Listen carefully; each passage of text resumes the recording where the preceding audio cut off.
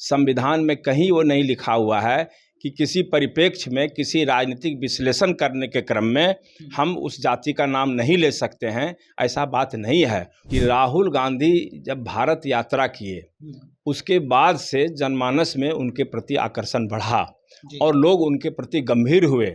और ख़ास करके जब बिहार में वो आए दौरा पर और जिला जिला का यात्रा उन्होंने किया तो नौजवानों का जनसैलाब उनके पक्ष में उमड़ रहा था और लगता था कि अब कांग्रेस बिहार में पुरानी स्थिति में लौट जाएगी। कि राजेश राम जी जहां पर अभी भूतनाथ रोड पटना में रहते हैं, वो मैंने अपनी योजना से सड़क का निर्माण कराया। सिर्फ निर्माण ही नहीं कराया, उनकी पिताजी के स्मृति में दिलकेश्वर राम पथ का निर्माण कराया। ऐसे व्यक्ति पर लांछना लगाना, ऐसे व्यक्ति पर कोई आरोप मढ़ना, हम समझते हैं कि वो समाज में निंदा के पात्र हो जाएंगे। तो हमारे बाबा सांसद थे तो विनोबा जी ने कहा कि साष्टांश दान करो, तो मुंगेर जिले में पहला परिवार था जो संपत्ति थी उसका 6ठा भाग दान कर दिया और उस पर आदिवासी को बसाया। अभी हम 2 भाई हैं, दोनों भाई ने मुसहर जाति के 32 लोगों को 2-3 डिसमिल जमीन दर करके बसाने का काम किया। जिस जाति के राजेश राम जी हैं वहां पर अभी हम लोग 50 लाख रुपया अपनी योजना से दे करके फील्ड का घेराबंदी किए हैं। विधानसभा चुनाव से पहले ही अगर हम कांग्रेस पार्टी की बात करें तो अंतर्द्वंद की स्थिति पार्टी के अंदर चली आ रही थी, लेकिन अब भी वो स्थिति थमी नहीं है। आज भी ये अंतर्द्वंद लगातार दिखाई दे रहा है, सुनाई दे रहा है। फिलवक्त प्रदेश अध्यक्ष हैं राजेश राम। कई बयान आए और राजेश राम जी के भी अगर हम कहें विपक्ष में कई बयान आ रहे हैं। कांग्रेस पार्टी के ही लोग कई तरह के बयान दे रहे हैं, लेकिन इस वक्त जो हम आपको खबर बताने या दिखाने जा रहे हैं वो इस बाबत है कि कांग्रेस पार्टी से ही एमएलसी हैं समीर सिंह जी। उन्होंने एक बयान दिया और वो बयान इस वक्त काफ़ी वायरल हो चुका है। क्या कुछ अद्यतन है जानकारी इसमें, हम इन्हीं से मुखातिब हैं, इन्हीं से बातचीत करते हैं। सर, एक बयान आपका जो है वो लगता है कि राजेश राम जी को नागवार गुजर रहा है। आपने जाति सूचक शब्दों का प्रयोग किया और उसके बाद ये मामला कुछ आगे बढ़ते दिख रहा है। देखिए, जाति सूचक शब्द का इस्तेमाल हमने किस परिप्रेक्ष्य में किया? हमने तो ये कहा कि दलित जाति और ख़ास करके उनकी जाति का नाम लेते हुए कि उनकी जाति वाले ने उनको वोट नहीं दिया, जिसके कारण उनकी पराजय हुई। तो संविधान में उस जाति का उल्लेख है, हर एक जाति का उल्लेख है। अगर हम सिर्फ दलित जाति बोलते तब तो सभी जाति वाले होते कि भाई, इसीलिए हमको तो ये बताना था कि उनकी जाति के लोगों ने उनके पक्ष में मतदान नहीं किया। तो ये उनकी कमजोरी जो है, उसको कमजोरी को ढकने के लिए वो तरह तरह की बात कर रहे हैं। संविधान में कहीं वो नहीं लिखा हुआ है कि किसी परिप्रेक्ष्य में किसी राजनीतिक विश्लेषण करने के क्रम में हम उस जाति का नाम नहीं ले सकते हैं। ऐसा बात नहीं है। वो दिन भर तो अपने जाति का नाम अपने स्वयं लेते हैं। बिल्कुल। तो इसीलिए ये सब कहीं बात नहीं है। अपनी कमजोरी को ढकने के लिए, चूँकि वो संगठन में जो सलाहियत होना चाहिए अध्यक्ष का, जो हमारे आदरणीय नेता राहुल गांधी जी अपेक्षा करते थे, उम्मीद करते थे, उस पर वो खड़े नहीं उतरे। इसीलिए लोगों का ध्यान हट जाए उनकी तरफ से, उनकी विफलता के तरफ से, इसलिए तरह तरह का ये हथकंडा कर रहे हैं। हम तो दिन भर दलितों के बीच में बैठते हैं, दलित नेताओं के बीच में बैठते हैं और 3 पीढ़ी से दलित की सेवा कर रहे हैं। अभी कहिए तो अभी आपको हम वीडियो दिखा सकते हैं कि हमने अपने गांव में दलितों के उत्थान के लिए क्या क्या किया है। हम तो जब हमारे बाबा सांसद थे तो विनोबा जी ने कहा कि साष्टांश दान करो, तो मुंगेर जिले में पहला परिवार था जो संपत्ति थी उसका 6ठा भाग दान कर दिया और उस पर आदिवासी को बसाया। अभी हम 2 भाई हैं, दोनों भाई ने मुसहर जाति के 32 लोगों को 2-3 डिसमिल जमीन दर करके बसाने का काम किया। जिस जाति के राजेश राम जी हैं वहाँ पर अभी हम लोग 50 लाख रुपया अपनी योजना से दे करके फील्ड का घेराबंदी किए हैं। तो अगर हमारे जैसे आदमी पर इस तरह से होगा तो हमको नहीं लग रहा है कि मुंगेर जिले में एक भी दलित परिवार ये कहे कि हमसे बड़ा हितैषी दलित का वहाँ मुंगेर जिले में कोई है। इसलिए ये सब बात मैं और आपको बता रहा हूँ, आपको बड़ा आश्चर्य लगेगा कि राजेश राम जी जहां पर अभी भूतनाथ रोड पटना में रहते हैं, वो मैंने अपनी योजना से सड़क का निर्माण कराया। सिर्फ निर्माण ही नहीं कराया, उनकी पिताजी के स्मृति में दिलकेश्वर राम पथ का निर्माण करा है, ऐसे व्यक्ति पर लांछना लगाना, ऐसे व्यक्ति पर कोई आरोप मढ़ना, हम समझते हैं कि वो समाज में निंदा के पात्र हो जाएंगे। सर, क्या ये पूर्वाग्रह से ग्रसित होकर राजेश राम जी ऐसा कर रहे हैं? हाँ बिल्कुल, वो देखिए कहीं न कहीं हीन भावना के शिकार हैं, चूँकि वो काम नहीं कर पा रहे हैं, विफल हो गए हैं और ये हाई कमांड के संज्ञान में है। हम लोगों के लिए तो वो छोटे भाई की तरह हैं, सब दिन उनको आगे बढ़ाने का काम किया है। लेकिन जब वो किसी कारण से चेयर पर आ गए, तो हम लोगों को सम्मान करना उन्होंने बंद कर दिया।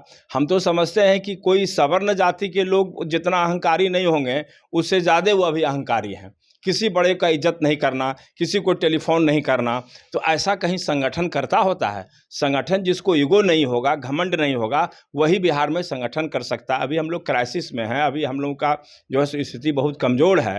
वैसे परिस्थिति में हम सबको बड़ा भाई, छोटा भाई, सबको प्रेम मोहब्बत से जीत करके एक व्यापक आधार पर हम संगठन बिहार में खड़ा कर सकते थे, जो उनसे संभव नहीं हो पा रहा है।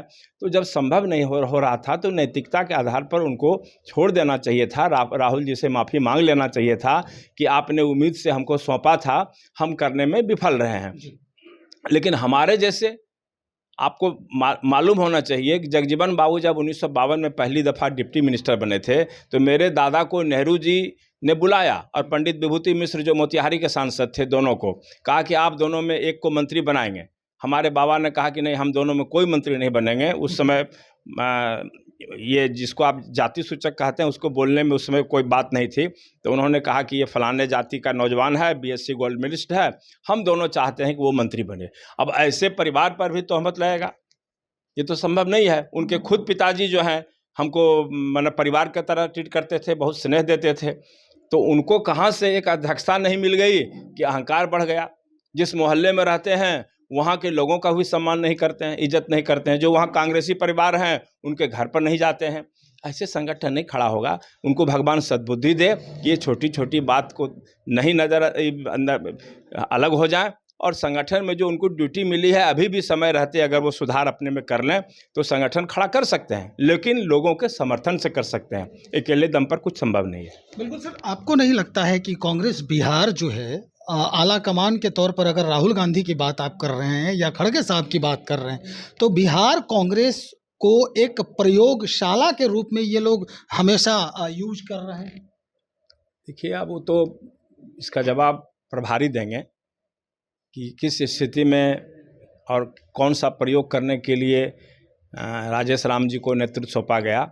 लेकिन हम यही कहेंगे कि राहुल गांधी जब भारत यात्रा किए, उसके बाद से जनमानस में उनके प्रति आकर्षण बढ़ा और लोग उनके प्रति गंभीर हुए। और ख़ास करके जब बिहार में वो आए दौरा पर और जिला जिला का यात्रा उन्होंने किया, तो नौजवानों का जनसैलाब उनके पक्ष में उमड़ रहा था और लगता था कि अब कांग्रेस बिहार में पुरानी स्थिति में लौट जाएगी। लेकिन हमारे जैसे लोग जो एक माहौल बना था, उसको संगठित शक्ति के रूप में, वोट के रूप में कन्वर्ट हम लोग नहीं करा पाए। ये हम लोग राजेश राम ही नहीं, हम लोग तमाम नेताओं की विफलता है। लेकिन चूंकि जिम्मेवारी उनकी है, कोऑर्डिनेशन करने की जिम्मेवारी उनकी थी, इसीलिए हम लोग सब दोषी हैं। लेकिन सबसे बड़े दोषी वो हैं कि उन्होंने जो एक जिम्मेवारी बनती थी, एक माहौल को कायम रखने का, पार्टी के पक्ष में मजबूती बनी रहे इसके लिए, उसमें उन्होंने कोई कारगर भूमिका का निर्वहन नहीं किया। अब सर, आखिरी सवाल कि क्या वाकई में राजेश राम को अब ये लगता है कि एको अहम द्वितीयो नास्ति बिहार कांग्रेस में? अब वो क्या उनको लगता है, हम तो आज तक समझ ही नहीं पाए। जो आदमी बड़े भाई की तरह सम्मान देता था, आदर देता था, हमने बड़े भाई के रूप में दो बार उनको पदाधिकारी बनाने में मेरी भूमिका रही है। ये छिपी हुई बात नहीं है, सारे बिहार के लोग जानते हैं। उस आदमी को ये फुर्सत नहीं है कि हम बड़े भाई लोगों से, हमसे ही नहीं, जो भी हमारे समकक्ष लोग हैं जिनके पास संगठन चलाने का तजुर्बा है, वो किसी के यहाँ नहीं जाते हैं। हमारे यहाँ, हमारे पार्टी में तो मदन मोहन झा जी हैं, कहाँ जाते हैं उनके घर पर वो कभी मिलने के लिए? कभी प्रेमचंद मिश्रा जी के यहाँ कभी चाय पीने के लिए गए, कभी अखिलेश बाबू के यहाँ चाय पीने के लिए गए। सिर्फ अखिलेश बाबू की आलोचना वो जब भले करते हैं कभी कभी, आज भी हमने एक टीवी पर देखा कि आलोचना वो कर रहे हैं। तो आलोचना करने से आप बड़ा आदमी, अभी तो चुनाव में भी शिरकत कर रहे हैं। कहाँ शिरकत कर रहे हैं? चुनाव में जो प्रभार मिला है उनको, हाँ, तो वहाँ भी शायद उनका ये हो रहा है। देखिए प्रभार का हम नहीं कह सकते हैं, क्योंकि वो पार्लियामेंट में हैं, तो पार्लियामेंट हमेशा चलती रहती है। उनको ये संभव नहीं है कि प्रखंड और जिला का प्रभारी बन के उनका इस्तेमाल किया जाए। उनका इस्तेमाल, वो बड़े नेता हैं, अध्यक्ष रह चुके हैं, उनका इस्तेमाल बड़ी बड़ी मीटिंग में, समीक्षा बैठक में, इस तरह की बैठक में किया जाना चाहिए। अब वैसे लोगों को आप प्रखंड और जिला का प्रभारी बन के घुमाइएगा तो उनके पास संभव नहीं है कि वो कर सकें। और कहीं नाम डाल दिया दिखाने के लिए और दोषारोपण कर दिया कि अखिलेश सिंह तो नहीं आए थे। अरे अखिलेश सिंह पार्लियामेंट में हैं, महत्वपूर्ण वहाँ डिस्कशन होता है, तो वो और बंगाल चुनाव में हैं, कभी केरल चुनाव में जा रहे हैं, तो फिर कैसे वो कर सकेंगे? एक ही व्यक्ति केरल में और बिहार में और बंगाल में नहीं रह सकता है। अगर आपको दोषारोपण करने के लिए कहीं नाम डाल देना है और उसके बाद शिकायत करना है कि वो तो वहाँ नहीं गए, तो इस दोषारोपण से पार्टी का निर्माण नहीं होगा। बिल्कुल सामंजस्य, भाईचारा की स्थिति में फिर से पार्टी को, पहले भी पार्टी चलती थी, लेकिन इस तरह जिस तरह अभी चल रही है, हमको नहीं लगता है कि वही सदाकत आश्रम में कोई 10-20 गंभीर जो कांग्रेस पार्टी के लोग बैठ रहे हैं आज। चलिए, बहुत शुक्रिया जानकारी देने के लिए। हमारे साथ समीर सिंह जी एमएलसी हैं इस वक्त कांग्रेस की तरफ से, और निश्चित तौर पे जो बेबाकी से इन्होंने बातें रखी है ये काबिले गौर है, कांग्रेसियों के लिए भी और अन्य दलों के उन जनप्रतिनिधियों के लिए भी, कि आखिर अगर इस तरह की जो बातें सामने आती है, खास करके कुनबे को लेकर, जाति को लेकर और समीकरण को लेकर, ये कितना हानिकारक साबित हो सकता है आने वाले दिनों के लिए, आने वाले चुनाव के लिए। बने रहिए, जो भी अद्यतन जानकारी इस बाबत आएगी वो हम सीधा आप तक पहुंचाएंगे। बहुत शुक्रिया।